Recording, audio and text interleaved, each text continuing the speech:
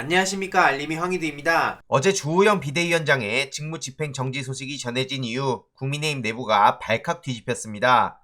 당연히 그럴 수밖에 없는데요. 결국 이런저런 말들은 많지만 본질은 이준석의 손을 들어준 거나 마찬가지란 겁니다. 그래서 직무정지에 발칵 뒤집힌 국민의힘이란 보도까지 나올 정도고요. 이에 대해 국민의힘도 신속하게 이의 신청을 했고 첫 신문을 9월 14일 오전 11시에 진행할 예정이라고 합니다. 그리고 오늘 오후 국회에서 긴급의원총회를 열고 대응 방향을 논의한다고 하는데요. 말 그대로 개싸움이 시작됐고요. 심지어 주호영 씨는 가처분 인용을 한 재판장이 편향성 우려가 있었는데 현실화가 됐다, 이런 황당한 소리를 하기도 했습니다. 그들의 수준을 그대로 보여주는 거죠. 이준석 소송 대리인단에선 헌법 파괴 행위에 내린 역사적 판결이라고 입장을 전했고요. 이준석 대표는 10시간 만에 첫마디를 꺼냈네요. 그게 바로 당원 가입 독려였습니다. 앞으로 내부 싸움이 더더욱 커질 수밖에 없어진 상황입니다. 이에 홍준표 대구시장은 비꼬는 반응을 보였죠. 대단합니다 라고 비꼬며 요즘 법원은 사법적 판단보다 정치적 판단을 먼저 한다고 비판했고요. 앞서서도 이준석 대표를 독가시를 가진 선인장에 비유하며 계속해서 강하게 목소리를 높여왔었습니다. 더 웃긴 건 건희사랑 대표 출신인 강신업 씨는 홍준표 시장에게 공개적으로 욕설까지 퍼부었고요.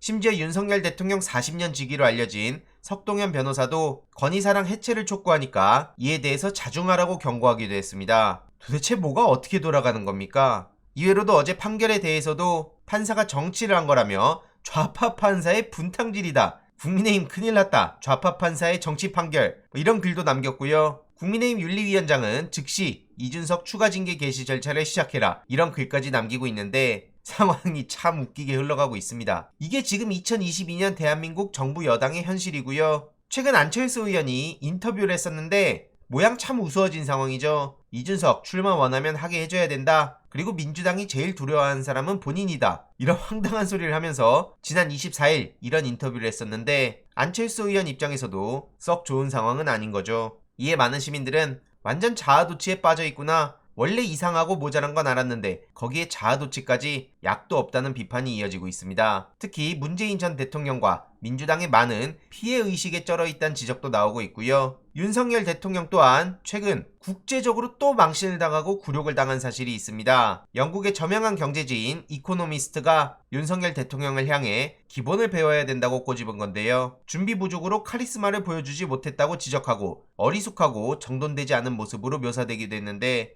이런 일러스트까지 공개가 된 겁니다. 구두가 손에 있고 넥타이가 무릎에 있고 셔츠 아랫단 한쪽은 빠져나와 있지 않습니까? 국제망신이고요. 반면 문재인 전 대통령은 오랜 정치 경력을 가진 부드러운 지도자였다, 이렇게 평가를 하기도 했죠. 윤석열 대통령이 보여준 거만한 태도도 많은 국민들이 싫어한다는 거고요. 인사 문제에 대해서도 빠짐없이 지적이 나오고 있습니다. 그래서 탁현민 같은 사람이 필요하다는 얘기를 하고 있는데 윤석열 측도 이를 깨닫고 김은혜 씨를 데려가지 않았습니까? 애초에 비교조차도 안 된다고 생각하고요. 이해로도 상당수가 검사 출신인 거, 내각 후보자 중 4명이 5만 가지 문제로 사퇴한 점, 이 또한 지적받고 있습니다. 그러면서 대통령 집무실 이전도 실패한 사례로 꼽고 있고요. 프로페셔널하지 않아 보이고 뒷걸음질 치는 건 서툴러 보이고 이 두 가지 다 하는 건 아마추어의 특징이라는 비판까지 받고 있습니다. 정말 부끄럽다는 생각밖에 안 들고요. 이에 많은 시민들도 국격이 바사삭 녹고 있다, 역시 보는 눈은 대부분 비슷하다, 아이고 쪽팔려라, 이런 반응들이 압도적이죠. 심지어 네이버 댓글이라는 게 정말 중요하다 보고요.